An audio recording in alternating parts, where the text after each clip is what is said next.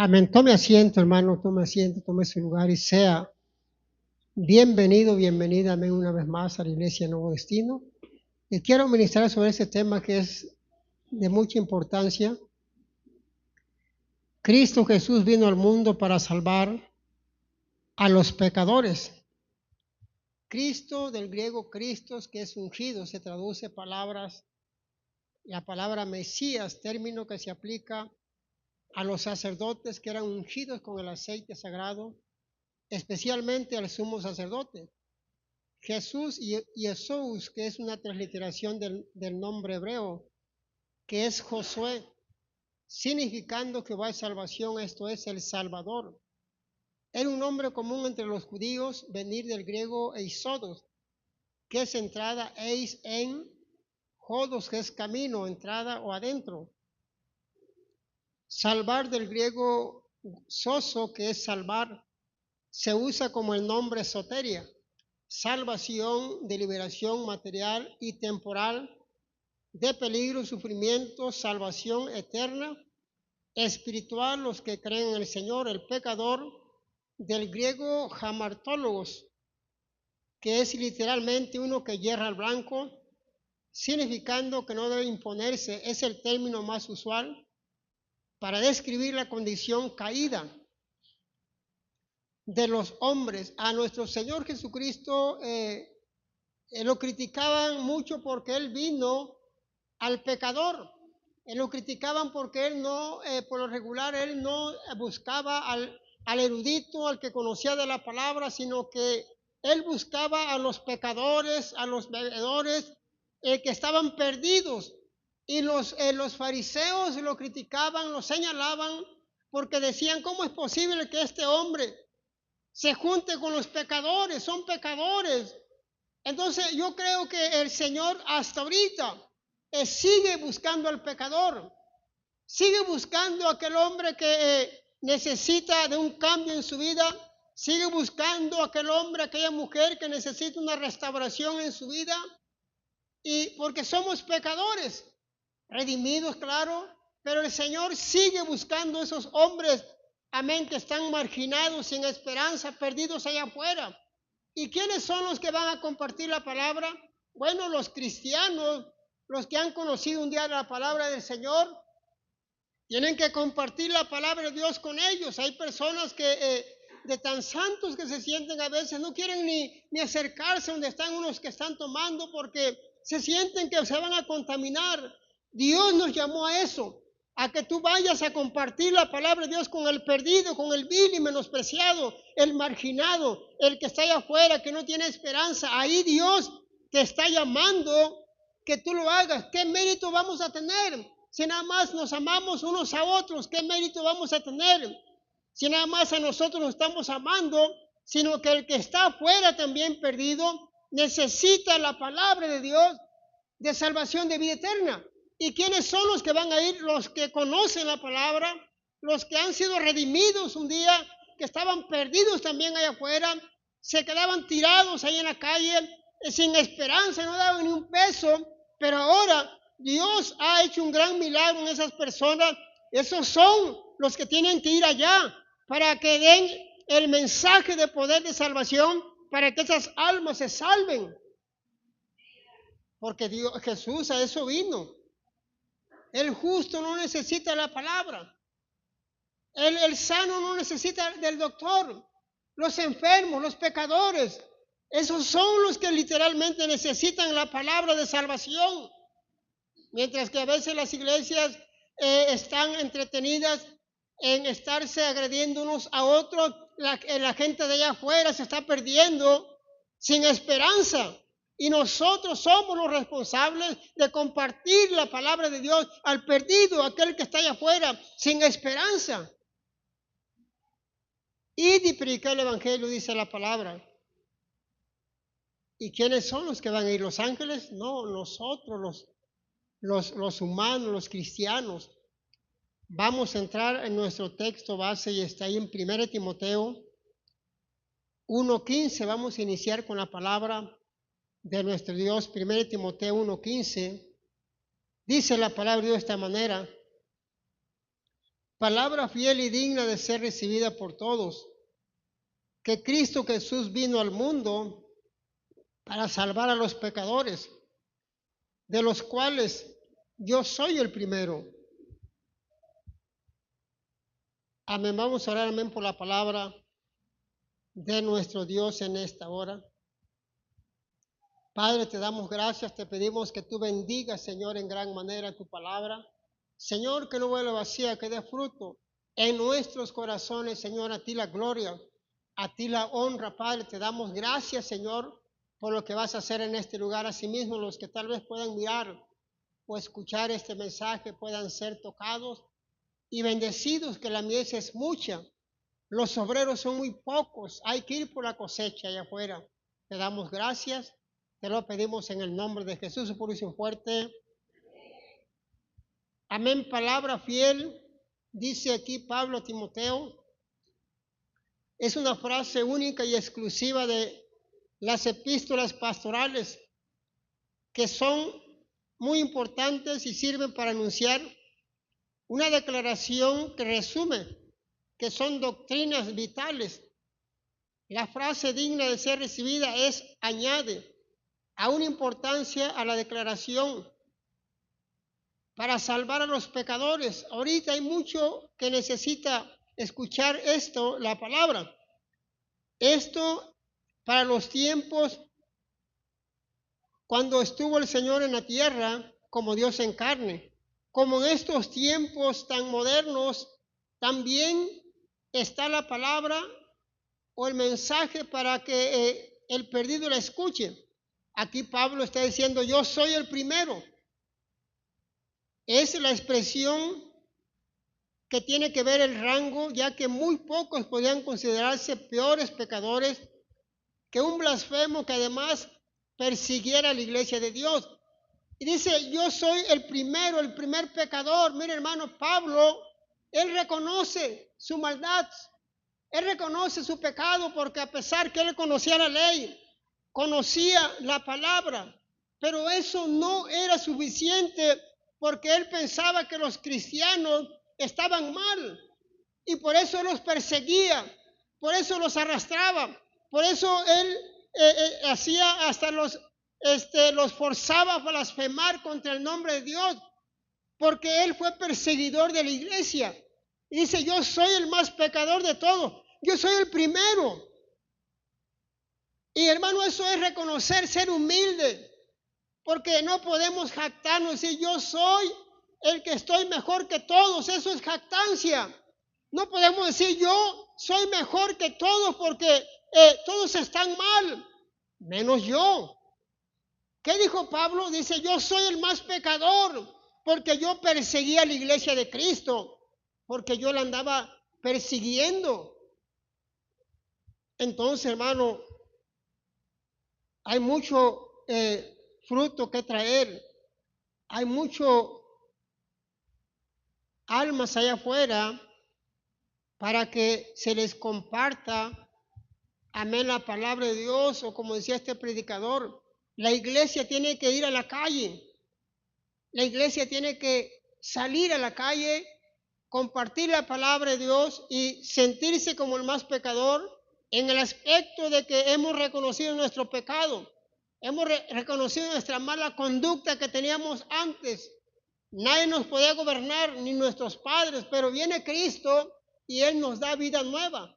Y por eso ahora tenemos esa bendición de compartir a los demás. Como dijo Pablo, es necesario que yo testifique de lo que Dios ha hecho en mi vida. Yo iba de rumbo a Damasco y ahí una luz me tumbó de mi caballo, el burro, la mula, donde iba Pablo, y ahí se convirtió. Entonces, hermano, es palabra de Dios. Es el mensaje de salvación que usted va a compartir al perdido. Es palabra de vida eterna.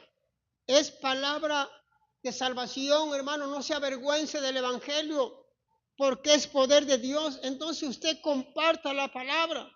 La palabra de Dios es viva y eficaz, que penetra hasta los pensamientos, discierne los pensamientos, los tuétanos, y sabe lo que pensamos, todo es la palabra viva y eficaz.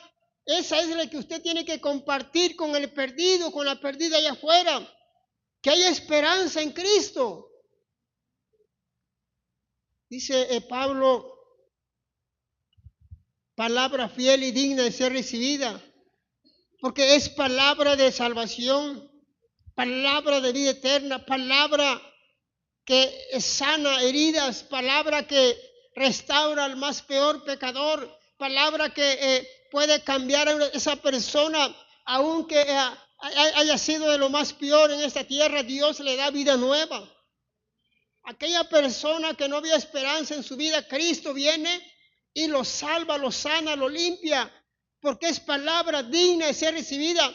No nada más de nosotros, los que están allá afuera necesitan de la palabra, necesitan del poder de Dios allá afuera, tener misericordia de ellos. Denle un fuerte aplauso al Señor, aleluya.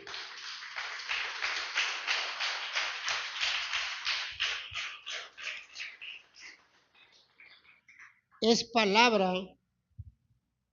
palabra digna y de ser recibida por todos, reyes, puede ser lo que sea.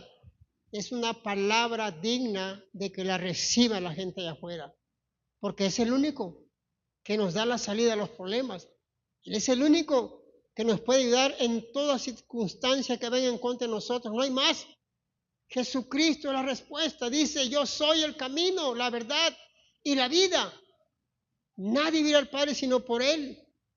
Entonces, qué bendición, hermano, que Pablo está mandando esta carta a Timoteo y reconociendo su pecado, reconociendo que en un tiempo le hizo mal, persiguiendo a la iglesia de Cristo. Vamos a seguir leyendo la palabra de Dios en Mateo 9. Vamos a continuar con las escrituras, Mateo 9, 13. Y dice la palabra de Dios de esta manera. Mateo 9, 13. ¿Ya está ahí? Dice, id pues y aprended lo que significa. Misericordia quiero y no sacrificio, porque no he venido a llamar a justos, sino a pecadores, al arrepentimiento. Aquí el Señor siempre le estaba hablando a veces a los fariseos, porque los fariseos solamente eran lo exterior. Y aquí le está diciendo, no quiero sacrificios, quiero misericordia, quiero misericordia. No vine por el sano, vine por el que está enfermo, vine por aquel que es pecador. Para eso vine aquí a la tierra, para salvarlo, para darle una esperanza de vida. A eso vino el Señor. Entonces, hermano, aquí podemos mirar, aleluya, que está diciendo el Señor, ¿verdad? Que no quiere sacrificio, sino que quiere misericordia. ¿Y cómo es eso? Bueno, nosotros podemos hacer muchas cosas. Podemos estar en todo. Podemos estar temprano, estar en todas las actividades. Es bueno, eso no es pecado. Pero a veces el Señor quiere más misericordia que los sacrificios que hacemos. Mire, hermano, ¿cómo es eso? Bueno, la misericordia es como cuando estos tres hombres miraron a este que estaba tirado ahí, que lo habían asaltado. El levita pasó de lejos. El sacerdote también. Pero el otro, el samaritano, dice que se dolió en su corazón y fue y lo levantó, se lo llevó en su burrito, se lo llevó al hotel, al mesón para que lo cuidaran. Esa es la misericordia. El levita quería llegar temprano para estar en sus actividades. El sacerdote conocía mucho la palabra, conocía la ley de Moisés, pero eso no es suficiente.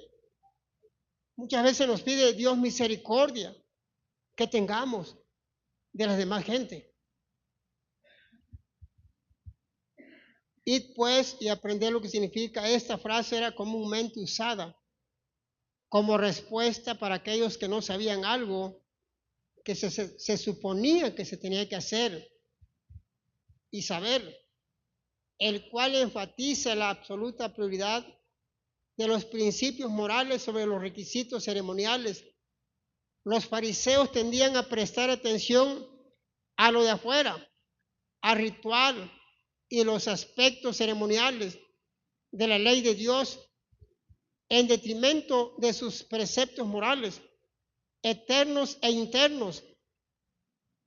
Actuando de esta forma se hicieron huraños legalistas despreciables para unos y otros.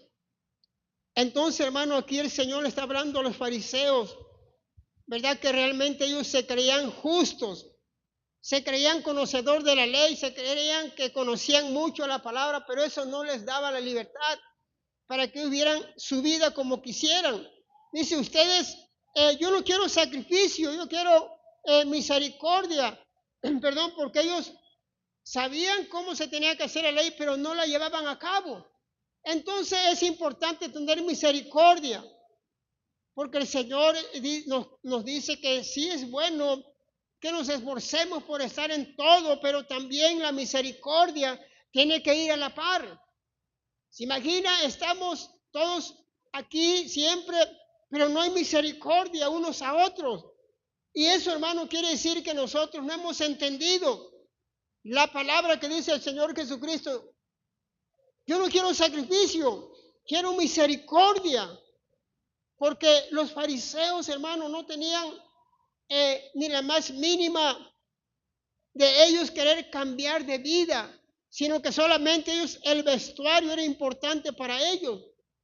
El vestuario para ellos era como santidad. Traer un vestuario bonito, blanco, para ellos era lo máximo. Pero dice el Señor, yo no quiero eso. Yo quiero misericordia. Y usted sabe cómo ellos actuaban. Por eso el Señor dice, hey, ustedes no se fijen en la doctrina de ellos. Ustedes escúchenlo, pero no hagan lo que ellos hacen. Porque Dios quiere que tengamos misericordia. El perdido, amén, que está allá afuera, es el que realmente necesita de la palabra. Es cierto, nosotros estamos aquí, es bueno tener compañerismo, platicar. Eso es parte porque somos hermanos. Pero también Dios quiere que seamos misericordiosos con los que están allá afuera, los que no tienen a Cristo. Porque Él vino al pecador, no vino a los que ya están salvos nada más. No, Él vino al pecador, al que está allá afuera sufriendo, batallando con la vida, sin esperanza, a punto de suicidarse por sus adicciones, que no sabe qué hacer con ellas, no las puede controlar. Y ahí es donde tenemos que ir a compartir la palabra de Dios al perdido para que esa gente se salve y pueda vivir para Cristo. Déselo fuerte el aplauso, aleluya.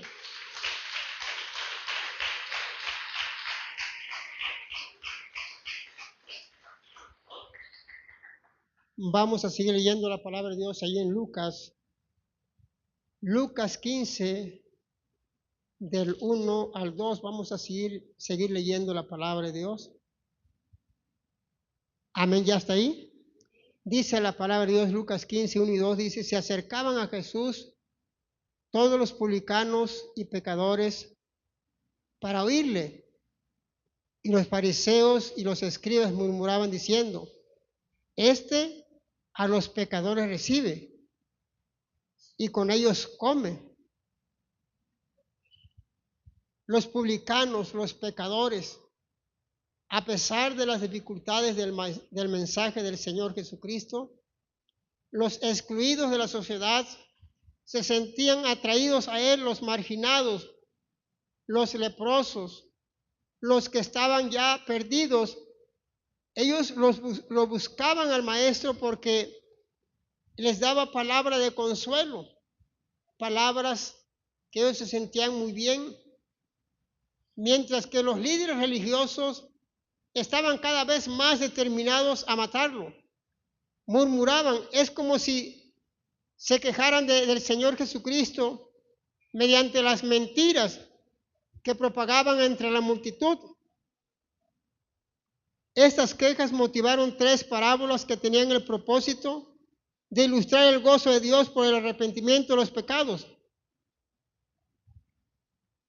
Y a los pecadores recibe. No se avergonzaba de ser conocido con este nombre, amigo de publicanos y pecadores, pues por el pecador vino a salvar. Mire, hermano, los fariseos y publicanos eran muy diferentes. El publicano pues era cobrador de impuestos, un pecador, y el fariseo pues solamente se fijaba nada más en lo que hacían, ¿verdad? Los demás. Y dice, mira, el maestro recibe a los pecadores, recibe a estos hombres despreciados. No los corre, no les dice, no estén aquí. Al contrario, él los amaba, los abrazaba. Y ellos se sentían muy bien con el Señor Jesucristo. Mire, hermano, ¿por qué? Porque nosotros también un tiempo anduvimos mal y llegamos a los pies de Cristo. Él no nos corrió, no nos echó fuera, sino que Él al contrario nos recibió. ¿Se acuerda? No debemos olvidarnos de dónde Dios nos sacó, quiénes éramos antes de conocer a Cristo, quiénes somos ahora. Entonces el Señor no nos rechazó. Pero muchas veces nosotros este punto cuando miramos que el Señor, ¿cómo es posible que recibía tantos pecadores? Bueno, porque el Señor sigue amando a esos perdidos que están allá afuera. No quiere que se pierdan. Él quiere que procedan a arrepentimiento, porque Él vino por el pecador. No vino por el santo, no vino por el justo, por el que se porta bien, vino por el pecador. Y ese somos nosotros, que vino por nosotros y nos salvó, nos rescató. Ahora tenemos que pensar por los que están allá afuera, que necesitan del mensaje de salvación, de poder, de vida eterna, mientras que a los religiosos pues solamente están mirando, ¿verdad? Cómo están haciendo las cosas. A veces hasta se te acercan, te dicen, oh, yo también conozco, yo también sé de la palabra, pero yo no me gusta salir a hablar de Cristo. Hermano, cada quien va a dar cuenta de su vida, pero usted y yo tenemos la responsabilidad de ser como el maestro. Él mismo dijo, imítenme a mí. Dice Pablo, imítenme a mí como yo imito a Cristo. Y aquí podemos mirar el Señor. Él recibía a los pecadores, hasta comía con ellos, hasta convivía con ellos, estaba ahí con ellos. Y eso, hermano, hizo que mucha gente se salvó en aquel tiempo, mucha gente se acercó a Cristo, porque el maestro no rechazaba a nadie, como la mujer pecadora que llegó. Y ahí está Simón, mirando cómo el maestro está recibiendo a esta mujer. Y dice, si este hombre fuera profeta, no permitiría que esta mujer lo toque. Pero el Señor conoce todo. Y se salvó esta mujer pecadora. Y tal vez este hombre solamente estaba mirando lo que hacía el maestro, y quién sabe si él se habría salvado. Amén. Entonces el Señor quiere, hermano, que nosotros salgamos de las 4 paredes, invitemos a estas gentes para que se salven también, para que conozcan de Cristo. Y el Señor comía con ellos. El Señor no se asustaba, decía, hey, no, es que ustedes huelen mucho a tequila ya, no, haz un lado, hueles mal, No, Él se acercaba y comía con ellos, convivía con ellos. Y es misericordia, quiere el Señor, que tengamos misericordia del perdido. Lucas 15:7, hay un poquito más abajo. Dice la palabra de esta manera, 15:7, dice, os digo que así habrá más gozo en el cielo por un pecador que se arrepiente, que por 99 justos que no necesitan de arrepentimiento. Gozo en el cielo, esto es una referencia al gozo de Dios mismo. Mientras los fariseos se quejaban y murmuraban en la tierra, Dios se gozaba en gran manera y en compañía de los ángeles. Justos que no necesitan del arrepentimiento, es decir, quienes se consideran justos en su propia opinión, a veces nosotros somos culpables de que en el cielo no tengan fiesta porque no traemos a ningún pecador a la iglesia. ¿Qué pasa o qué pasaba cuando usted iba a una fiesta? ¿Qué pasaba cuando usted llegaba a la fiesta, a la pista, pues? Cuando usted llegaba a la fiesta, usted era el que movía el movimiento. Usted era Sergio el Salvador. Digo Sergio el Salvador porque eran de mis tiempos. Tal vez ahorita son otros artistas, ¿no? Pero usted llegaba y movía a la gente. ¡Ey, ey, ey, ey, ey! Párense, párense todos. Aplaudan. Voy a bailar. O sea, estaba animando la fiesta. Entonces, se grita, se patalea, se ríe, otros se revuelcan bailando el iguana y todo eso, pero se gozan ahí. Así es en el cielo. Así es en el cielo cuando una alma se salva. ¿Sí me está escuchando? Cuando una alma se salva, una alma pecadora se salva, hay fiesta en los cielos. Póngase a pensar por un momento, miles de instrumentos en el mismo tono.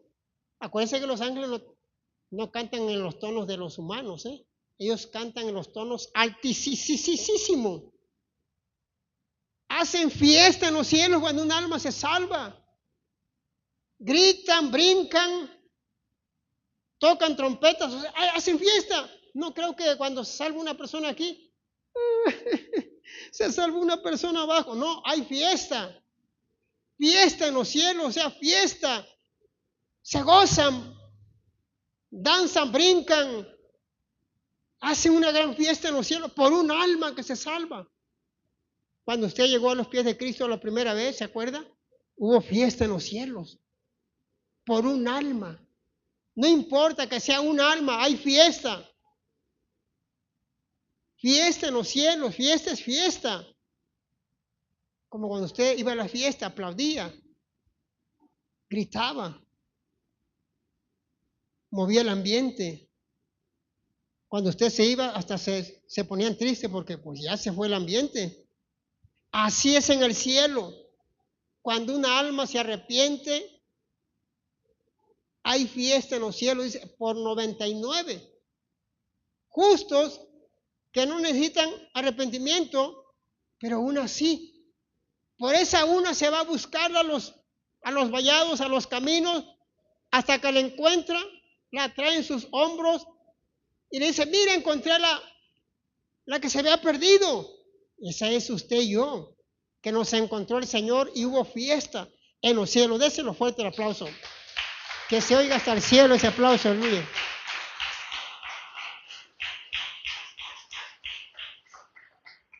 Mientras ellos murmuran, los fariseos, allá en los cielos, hay una pero gran fiesta cuando una persona, amén, se salva. A veces usted sale al evangelismo y hemos visto cómo gente tiene ese don, esa manera de cómo llegar y explicarle a las personas de tal manera que acepta a Cristo en la calle. Y hay fiesta en los cielos por esa alma que se salvó. Tal vez no vino aquí, pero se salvó y se fue a otra iglesia y sigue congregándose porque Dios sabe dónde los va a llevar. Dios sabe en qué lugar los va a llevar, pero que conozcan, que aprendan más de la palabra y se salven. Es importante, hermano, que ganemos un alma más para Cristo y de esa manera hay fiesta en el reino de los cielos. Vamos a seguir leyendo la palabra de Dios ahí mismo en Lucas 18, 9. Amén, ya está ahí.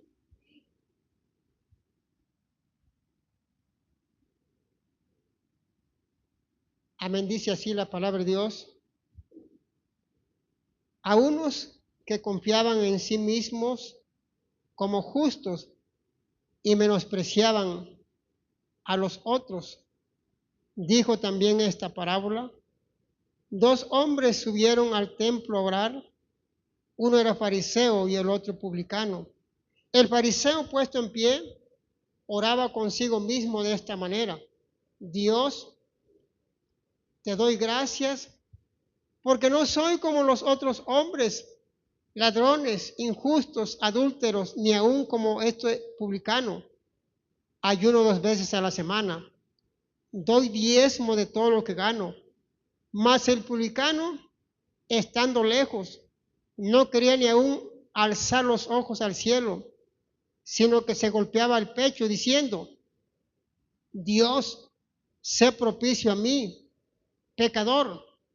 Os digo que éste descendió a su casa justificado antes que el otro, porque cualquiera que se enaltece será humillado, y el que se humilla será enaltecido. Podemos mirar esta parábola del Señor y está hablando de las personas que se creen muy justas. Esta parábola ilustra a la perfección la manera como un pecador que carece en absoluto de justicia personal es declarado justo delante de Dios en un instante por medio de un acto de fe en arrepentimiento. La parábola va dirigida a los fariseos que confiaban en su propia justicia. Decía: yo ayuno 2 veces por semana, es decir, más de lo requerido por cualquier parámetro bíblico. El otro punto, con la exaltación de sus propias obras. El fariseo reveló que toda su esperanza se apoyaba en el hecho de no ser tan malo como la otra persona. Carecía por completo de un sentido real acerca de su propia indignidad y pecado. La humildad del publicano puede notarse en su postura y su conducta. Era un hombre que había sido llevado a enfrentar cara a cara la realidad de su propio pecado. Fue humilde y dijo: sé propicio a mí, Señor, soy pecador. Su esperanza solamente estaba en Dios. Entonces, hermano, aquí podemos mirar de esta parábola, el fariseo, se jactaba de que él estaba bien. El fariseo se jactaba de que él hacía lo correcto, que él estaba mejor que esa persona que estaba ahí orando. O sea, el publicano, el pecador, el que cobraba impuestos. Dice: yo diezmo de todo lo que gano, ayuno 2 veces a la semana. Y este pecador que está ahí, yo no soy como estos hombres ladrones, yo no soy como estos hombres pecadores, yo no soy así, yo estoy bien. O sea, se autoanalizaba mal porque él decía que estaba en lo correcto, estaba muy bien, pero el otro estaba mal porque supuestamente era pecador y él no. Hermano, muchas veces señalar a los demás es más fácil que señalarse a nosotros mismos. ¿Cuántos saben eso? Es más fácil señalar al que está en adelante que señalarme a mí mismo, porque ahí se requiere ser humilde y ser honesto a sí mismo. Y el fariseo dice: yo estoy bien, yo estoy mejor que ese. Ese es un pecador. Hermano, todos somos pecadores ante Dios. Que la misericordia ha sido grande con nosotros es otra cosa. Pero todos somos pecadores. No estoy hablando de pecados de muerte. Estamos hablando de alguna actitud, algún error que cometemos. Y eso es pecado también. El que sabe hacer lo bueno y no lo hace es pecado. El que sabe que orar es bueno y no lo hace es pecado también, para que se dé cuenta que somos pecadores. No, yo no soy pecador. Lo reprendo, pastor, lo reprendo. Yo no soy pecador. Entonces, ¿por qué no oró en la mañana ahora? Ah, de veras. Entonces, hermano, el que se enaltece será humillado y el que se humilla será enaltecido. ¿Qué dijo este hombre? Señor, sé propicio a mí. Soy pecador, perdóname. Y no quería ni voltear a ver a Dios arriba, sino que se estaba humillando. Y dice que él fue justificado mejor que el otro, que aquel, perdón, que aquel que decía que estaba bien, fue justificado el pecador, el cobrador de impuestos, que aquel que se jactaba, que decía que esto, el otro, era un yo viviente, él se sentía muy bien, se sentía muy limpio ante los demás y se jactaba de eso, pero Dios dice, hey, se fue justificado mejor el pecador, porque éste se enalteció, por tanto, será humillado.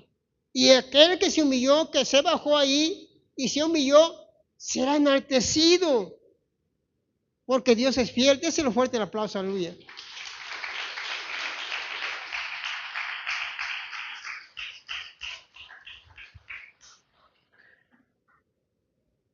Y viene el consejo y te dice Dios por una persona, un hermano, mira, Dios me dice que no hagas eso, que eso no está bien, esas actitudes que tienes no son buenas, esas reacciones que tienes, esas maneras de ser no son buenas. ¿Y qué decimos nosotros? ¿Qué te metes en mi vida? ¿Tú que me puedes enseñar a mí? Yo conozco la Biblia. Sí la conoces, pero no la quieres vivir. ¿Y quién es el justificado? Aquel que se humilla y dice, sí es cierto lo que me está diciendo, eso que me dices es para mi bien, lo voy a poner en práctica. Voy a reaccionar, voy a reflexionar sobre eso que me estás diciendo. Y no decir, yo estoy bien, ¿tú por qué me vas a corregir a mí? Si yo estoy mucho que mejor que tú, yo sé más que tú. Déselo fuerte el aplauso, aleluya.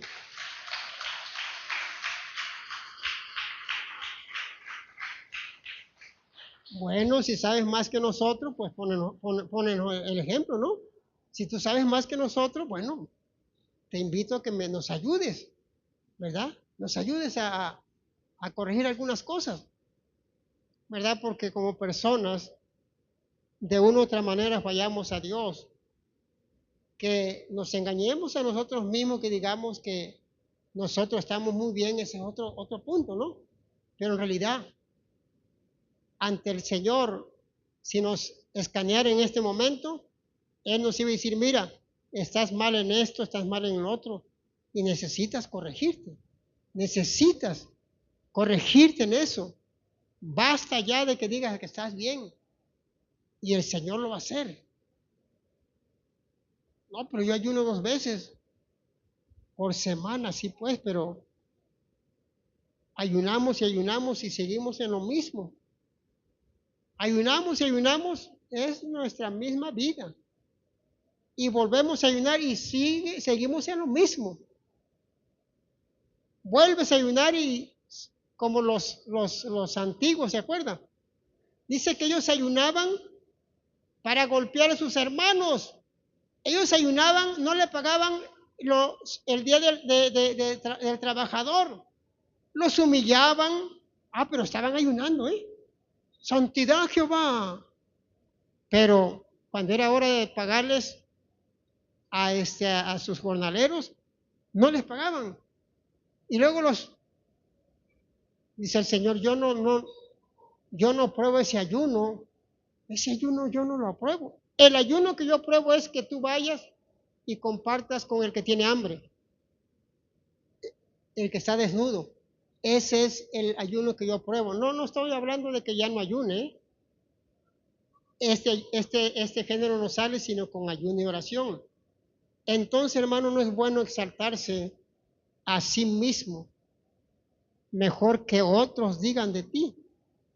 Mejor que otros hablen de ti, ¿no? Y no tú digas. ¿Verdad? Está como la historia de estos jóvenes que estaban ahí presumiendo de que ellos, perdón, conocían mucho de la música, ¿no? En guitarra. Y ellos estaban ahí, 5 muchachos, y uno no decía nada. Ese nada más lo estaba escuchando, le decía uno, no, mira, se toca de esta manera. Y luego dice, no, mira, pero es mejor tocarle de esta forma. No, no, tú no sabes, es que es así. Y le dice el muchacho que no participaba, dice, oye, ¿me prestas la guitarra? No, no, no, no, no, la vas a rayar, ni sabes tocar. Si le toca feo, la vas a desafinar. Préstemela, por favor. Y la agarró el muchacho. No, hermano, le hacía llorar la guitarra. Decían, oye, pero ¿cómo lo hiciste? No, no, nomás yo practico día y noche nada más. Entonces, hermano, el que se humilla, ¿verdad? Se exalta. Y el que se exalta, se humilla. Que no seamos de esos que nos exaltamos a nosotros mismos, hermano. No, mejor que otras personas digan de ti. Y no tú mismo, ¿verdad? Sino que otra gente diga. Vamos a seguir leyendo la palabra ahí en Santiago. Santiago 5, 19 al 20. Santiago 5, 19 al 20, ya está ahí. Dice, hermanos, si alguno de entre vosotros se ha extraviado de la verdad y alguno le hace volver, sepa que el que haga volver al pecador del error de su camino, salvará de muertes un alma y cubrirá multitud de pecados. Eso, hermano, como ya lo hemos hablado algunas veces, sabemos de personas que se han extraviado, algunos se molestan, otros se agradecen, otros dicen, luego llego ahí, ya sé dónde es, otros se van a otras iglesias, se congregan y siguen buscando al Señor. Usted le hizo la oración del pecador, hizo que se volviera una vez más a Cristo, sus pecados son perdonados. Eso es lo que está hablando aquí Santiago, que nosotros seamos ese conducto vivo para compartir, ¿verdad? Allá aquella persona que conoció de Cristo un día y usted le habla de Dios, ellos se vuelven a convertir o vuelven a los caminos de Dios. Porque un día conoció la palabra o conoció la verdad. Pero si usted va y lo convence de que regrese a Cristo, no, pero es que yo acepto a Cristo una vez más, pero yo allá no quiero ir. Bueno, no te preocupes, pero ve a otro lugar, pero congrégate, sé fiel y sigue buscando al Señor. Entonces, hermano, usted hizo lo correcto. Usted hizo lo que dice Santiago, que usted lo va a hacer volver. Porque un día él conoció de la verdad y usted lo está ayudando para que regrese. Yo creo que, hermano, cualquier persona se agradecería, ¿no? Se imagina, ya está perdido y alguien llega y empieza a explicarle de Cristo y dice, oye, regresa. Oye, busca a Dios. Te extraviaste, dejaste a Dios. Vuelve a los caminos. Y si la persona dice, oh, gracias, entonces regresó, ¿verdad? Y qué bendición que regresó a una iglesia para seguir adorando al Señor. Extraviarse de la verdad también se refiere al que ha apostatado de la fe que antes era profeso. Este tipo de personas está en grave peligro y la iglesia debe llamarlas a volver a la fe verdadera. Hermano, es importante esto que usted se tome un poquito de tiempo, ¿verdad? Y usted pueda hacerle una llamadita a esta persona que usted tiene su nombre ahí y tiene su teléfono para que usted le pueda hablar y pueda él regresar a Cristo o regresar a cualquier iglesia, pero que lo haga.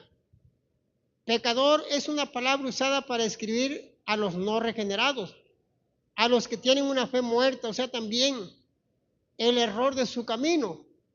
Son los que se desvían de la sana doctrina y ahora están vagando sin esperanza. Entonces, si usted lo convence con la palabra, salvará de muerte un alma, o sea, una persona que se aparta de la verdad pone su alma en peligro de perderse para siempre, y se va a salvar del castigo eterno del infierno. Cubrirá multitud de pecados. Quiere decir que Dios lo va a perdonar, claro, porque es voluntario. Si se arrepiente, va a haber esperanza en Cristo Jesús. Entonces, hermano, qué bendición que usted conoce a alguien que ya no se congrega, que ya no viene, que ya no quiere, o que ya tomó malas decisiones, que ya anda en el mundo. Usted puede hacer una llamada y decirle: mira, hermano, acércate a Cristo, y si él quiere aceptar una vez más al Señor, hágalo, hermano. Si usted lo conoce, la conoce, y ya él depende qué hacer. Si ya no quiere, usted cumplió ya. Si usted lo hace volver, qué bendición, porque entonces él se salvará y no se irá a la condenación eterna. No estoy hablando de que ya, porque ya está allá en el mundo, es infierno seguro. Si él se arrepiente, no. Si él se arrepiente, puede regresar a cualquier iglesia, no especialmente Nuevo Destino de Salvación. Cualquier denominación con sana doctrina, hay salvación también. No hay que cerrarnos, decir: no, solo Nuevo Destino. No, Jesús no va a venir a la tierra por Nuevo Destino. ¿Quién te dijo eso? Va a venir por una iglesia santa, sin mancha, sin arruga, por una iglesia que sí está haciendo su voluntad. Amén. Entonces, por eso es importante que nosotros ayudemos a esas personas que ya le han dado la espalda a Dios o que se han ido definitivamente al mundo. Usted y yo somos también ese conducto vivo para ayudarlos. ¿Cuántos dicen amén? Están allá afuera por un motivo u otro, pero usted puede invitarlos para que se acerquen a Cristo. Vamos a leer ya el último texto, Primera de Pedro, capítulo 4, 3 y 4. Primera de Pedro, capítulo 4, verso 3 al 4. ¿Ya está ahí? Baste ya el tiempo pasado para haber hecho lo que agrada a los gentiles, andando en lascivias, concupiscencias, embriagueces, orgías, disipación y abominables idolatrías. A estos les parece cosa extraña que vosotros no corráis con ellos en el mismo desenfreno de disilusión, y os ultrajan. Pero ellos darán cuenta al que está preparado para juzgar a los vivos y a los muertos, porque por esto también ha sido predicado el evangelio a los muertos, para que sean juzgados en carne según los hombres, pero vivan en espíritu según Dios. Dice que nosotros, ¿verdad?, en tiempo pasado agradábamos a los gentiles, a los pecados, a las embriagueces, a las orgías, adicciones, disipación, las idolatrías. Ahora que nosotros ya salimos de ese lugar, ahora la gente que sigue haciendo ese pecado dice que se le hace extraño que nosotros ya no andemos haciendo eso, o ya no andemos conforme a la corriente de este mundo. ¿Por qué, hermano? Bueno, simplemente porque ya el Señor nos ha redimido y ya nosotros no queremos hacer lo que ellos hacen. Por eso a ellos les hace raro. O sea, mire, hermano, quiere decir que ellos dicen: oh, qué raro que esa persona ya no baile con nosotros, qué raro que ya no tome, qué raro que ya no anda en las fiestas. O sea, es cosa rara. No, es que Dios nos ha redimido, es que Dios nos ha dado vida nueva. Cosa extraña, dice, que ya no estén haciendo lo que ellos hacen, el desenfreno. Y luego nos ultrajan, ¿no? ¿Por qué? Porque, oye, bueno, ya no ha sido. lascivias abominables, idolatrías, lascivias, describe todo tipo de pecados enfrenados y toda indulgencia extrema en los placeres sensuales. Los placeres de los impíos se describen aquí desde el punto de vista de Dios como actos aborrecibles de maldad. ¿Les parece algo raro, cosa extraña?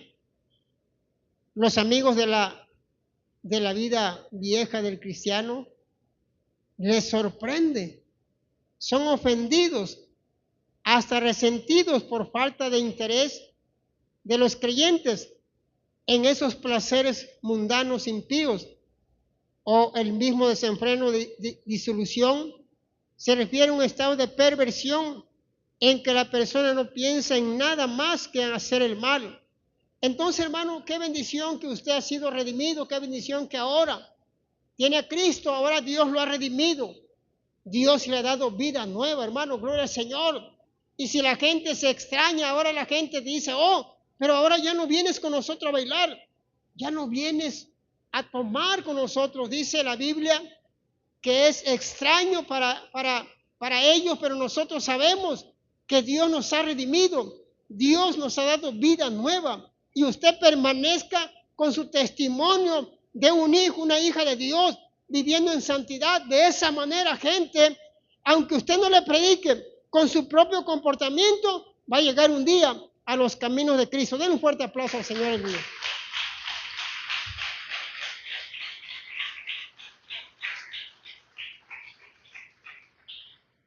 Vamos a inclinar nuestro rostro, amén, con respeto